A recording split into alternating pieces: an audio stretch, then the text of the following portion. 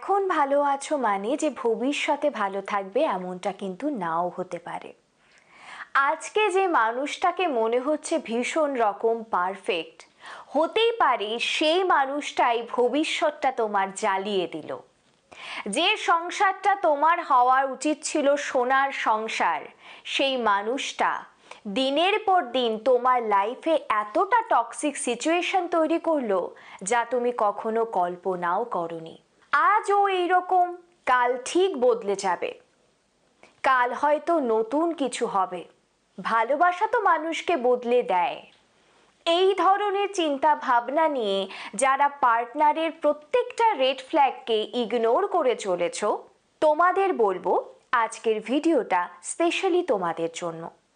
কি করে বুঝবে যে তার ভালোবাসাটা সত্যি, কোনো অভিনয় নয়?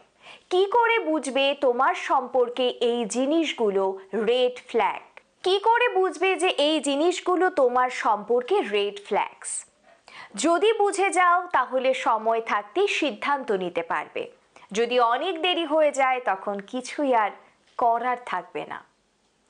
আজ আমি তোমাদের বলবো ফেক লাভ এবং রেড ফ্ল্যাগস নিয়ে। নাম্বার 1, একজন মানুষ তার পরিবারের মানুষজনকে কিভাবে ট্রিট করছে। তার মা এবং বাবার সঙ্গে তার সম্পর্কটা ঠিক কীরকম সেটা অনেকটাই তোমার সম্পর্কের ওপর একটা সময় প্রভাব ফেলবে। যদি তুমি এই মুহূর্তে দেখছো যে তোমার পার্টনার বাড়িতে রোজই অশান্তি করছে, রোজই কিছু না কিছু করে চলেছে, মা বাবার সাথে উঁচু গলায় কথা বলে, রেসপেক্ট বলে সে কোনো কিছু কাউকে দিতে পারে না, তুমি যদি ভাবছো শুধুমাত্র তোমাকেই ভালোবাসে, তোমাকেই রেসপেক্ট করে, এই জায়গাটাও খুব দ্রুত লঙ্ঘন করবে। একজন মানুষের তার মা বাবার সাথে সম্পর্ক ভালো হওয়া উচিত। যদি সে মা বাবার সাথে ঠিক করে বুঝে না চলতে পারে, তুমি ভীষণ রকম শিওর হতে পারো একদিন তোমার সাথেও সে বুঝে চলতে পারবে না। কিছু পার্টনার থাকে তারা কিন্তু মা বাবার উপর এতটা নির্ভর থাকে যে নিজে থেকে কোনো ডিসিশনই নিতে পারে না। তাহলে খুব স্বাভাবিক সে তোমার জন্য কখনোই স্ট্যান্ড নিতে পারবে না। তাই এই রকম পার্টনারই তোমার জীবনে জায়গা দেবে যে ব্যালেন্সড ওয়েতে সব কিছু করতে পারে। নাম্বার 2, পার্টনার মেজাজ হারায়। আমার পার্টনার তো খুব ভালো, এমনিতে খুব নরম মনের, আমার সাথে খুব ভালোভাবে ব্যবহার করে যখন ভালো মুডে থাকে, কিন্তু যেই মুহূর্তে সে খারাপ হয়ে যাচ্ছে তার মুড, সে কিন্তু আমাকে অপমান করছে, ছোট করছে, আমার পুরো ফ্যামিলিকে ছোট করছে। যদি এই রকম হয় তাহলে বুঝে যাবে এটা অনেক বড় রেড ফ্ল্যাগ।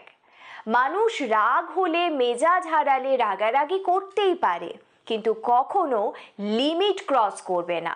যে তোমাকে আজ অসম্মান করছে মেজাজ হারিয়ে, তার যখন আরো মেজাজ হারাবে সে তোমাকে আরো আঘাত করবে। সেটা কি তুমি চাও?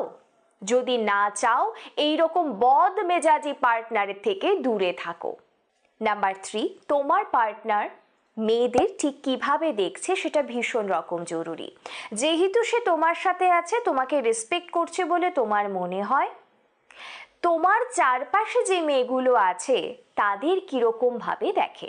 একজন প্রোগ্রেসিভ পুরুষ কিন্তু প্রতিটা মেয়েদের সম্মান দেবে এবং সাপোর্ট করবে, কিন্তু যদি দেখো যে শুধু তোমাকে এইটুকু সম্মান করছে, বাকি মেয়েদের প্রচন্ড পরিমাণে অসম্মান করছে, কোনো রকম ভালো থিঙ্কিং তার মাথায় নেই, মনে করে মেয়েরা কম, মেয়েরা পারে না, মেয়েদের কন্ট্রোলে রাখতে হয়, মেয়েদের এইভাবে হাতের মুঠোয় রাখতে হয়, যদি এই রকম মানসিকতা তুমি তোমার পার্টনারে দেখতে পারো, তাহলে বুঝে যাবে যে ভবিষ্যতে তোমাকে অনেক কষ্ট পেতে হবে। নাম্বার 4, একজন পার্টনারকে চেনার বা একজন মানুষকে চেনার খুব সহজ উপায় হলো তার গোলগুলো সম্পর্কে জানতে চাও। তার আদতে জীবনের কোনো উদ্দেশ্য আছে? সে কি চায়? সে তোমাকে নিয়ে কি ভাবছে? তার ভবিষ্যৎ পরিকল্পনা কি? আজ থেকে 5 বছর পরে সে নিজেকে কোথায় দেখতে চায়?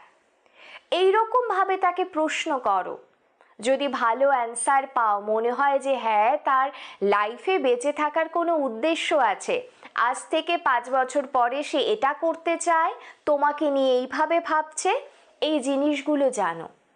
এই জিনিসগুলো যদি একটা মানুষের না থাকে, যার কোনো গোল নেই, আজ তোমার সাথে আছে কিন্তু কাল তোমার সাথে নাও থাকতে পারে, যদি ফ্যামিলি না মানে, যদি কেরিয়ারে কিছু করতে না পারে, ইত্যাদি ইত্যাদি, সে যদি ফোকাসড না হয়, তোমাকে নিয়ে সিরিয়াস না হয়, একইভাবে কাজের জন্য যদি সে সিরিয়াস না হয়, সেই মানুষটির থেকে দূরে থাকাই ভালো।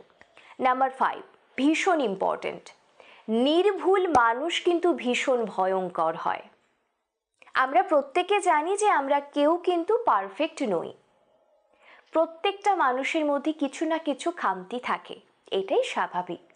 কিন্তু যদি তোমার পার্টনার এইরকম হয় যার মধ্যে কোনো খুঁত নেই, তাহলে তুমি তার সঙ্গে ভালোভাবে সংসার করতে পারবে না বা ভবিষ্যৎ যাপন করতে পারবে না। তার কারণ তার প্রত্যেকটা খারাপ, প্রত্যেকটা ভুল কাজের পেছনে একটা খুব বড় এক্সপ্লেনেশন থাকবে। আমার এটা হয়েছিল, এটা হয়েছিল, এটা হওয়ার জন্য আমি এটা খারাপ ব্যবহার করেছি, because he is always right. এইরকম ভয়ঙ্কর মানুষ যদি তোমার জীবনে থাকে, যে অলওয়েজ পারফেক্ট, অলওয়েজ নিখুঁত, এটা কিন্তু সম্পর্কের জন্য খুব খারাপ। একটা সম্পর্ক তো আন্ডারস্ট্যান্ডিংয়ে চলে, কতদিন অ্যাডজাস্ট করবে? একটা সময় তোমার ভেতর থেকে আওয়াজ আসবে, আমি আর পারছি না, তখন সম্পর্কটা আর টিকবে না। তাই আগেই যদি বুঝে যাও, খুব দেরি হওয়ার থেকে, ভুল ট্রেনে অনেক দূর চলে যাওয়ার আগে ট্রেন থেকে নেমে পড়ো। আমি কথা বলেছি সম্পর্কের রেড ফ্ল্যাগস নিয়ে এবং ফেক ভালোবাসা নিয়ে, যেটাকে আদতে ভালোবাসা মনে হলেও ভালোবাসা কিন্তু নয়। আর এই ধরনের ভালোবাসা নিয়ে তুমি কখনোই ভালো থাকতে পারবে না।